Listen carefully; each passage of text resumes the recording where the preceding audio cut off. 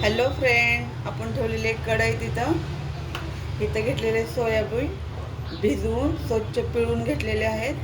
आपल्याला सोयाबीनचा खिमा करायचा आहे. इथं घेतलेला एक प्लेट कांदा सोयाबीन खिमाला. ही सोयाबीन आपण मिक्सरच्या सहाय्याने बारीक करून घेणार आहे.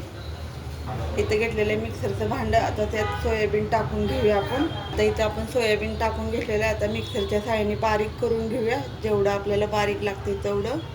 इथं आपली कढई तापलेली आहे. तेल टाकून घेऊया. त्यावर कांदा परतायला टाकून घेऊया. तेल असं भरपूर लागतं जरा सोयाबीन खिम्याला. इथं आपण एक भांडं बारीक करून घेतलेलं आहे. आता दुसरं भांडं करायचं आहे आपल्याला.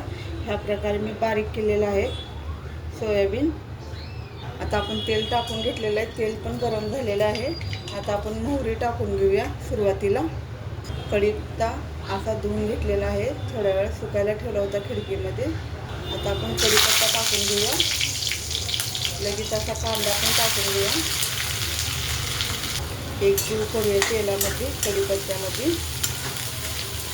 कांदा असा भाजून घेऊया छान असा.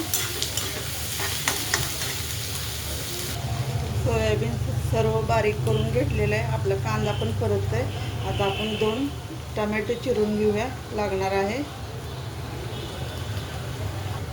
2 असे टमॅटो घेतलेले आहेत 2. आता ते मी कट करून घेते. कांदा आता बऱ्यापैकी भाजत आलेला आहे आपला. कांद्याला थोडं फ्राय होण्यासाठी वेळ लागतो. आता इथं अद्रक लसूणची पेस्ट टाकून घेऊया. कांद्यासोबत भाजून निघल. एक जीव करूया. आता आपण टमॅटो टाकून घेऊया. ते पण एक जीव करूया. सुरुवातीला आपण मीठ टाकून घेऊया, जेवढं लागतं तेवढं आपल्या भाजीला. कांद्या आणि टमॅटोला तेल सुटलेलं आहे साईडने पाहून घ्या, म्हणजे छान असं भाजत आलेलं आहे आपलं. आता आपण सोयाबीन टाकून घेऊया थोडं थोडं करून. आता मी सोयाबीन टाकलेलं आहे. सुरुवातीला सोयाबीन तेलामध्ये भाजून घ्यायचं, म्हणजे भाजी छान लागते.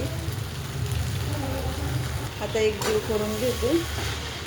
कांदा आणि टमॅटो, अद्रक लसूण, कढीपत्ता मध्ये सोयाबीन छान असं भाजून घेते तेलामध्ये. मग आपले मसाले टाकूया आपण. इथे घेतलेला आहे मी मटन मसाला, तो टाकून घेते. हळद टाकून घेऊया. इथे घेतलेला आहे मी काळा मसाला थोडासा. इथे घेतलेले लाल मिरची पावडर, ते पण टाकून घेऊया. मीठ तर टाकलेलं आहे सुरुवातीला. आता आपण एक जीव करूया.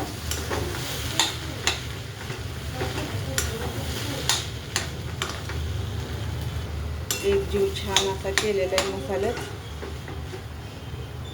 इथे घेतलेले मी कस्तुरी मेथी थोडीशी टाकून घेऊया चवीसाठी. आता आपण वरतून कोथिंबीर टाकूया थोडीशी. ह्या प्रकारे आपला सोयाबीन खिमा तयार झालेला आहे चपातीसोबत खाण्यासाठी. कुणाकुणाला आवडतं नक्की सांगा कमेंटमध्ये. आवडला असेल तर लाईक करा, शेअर करा आणि कमेंट करा. धन्यवाद.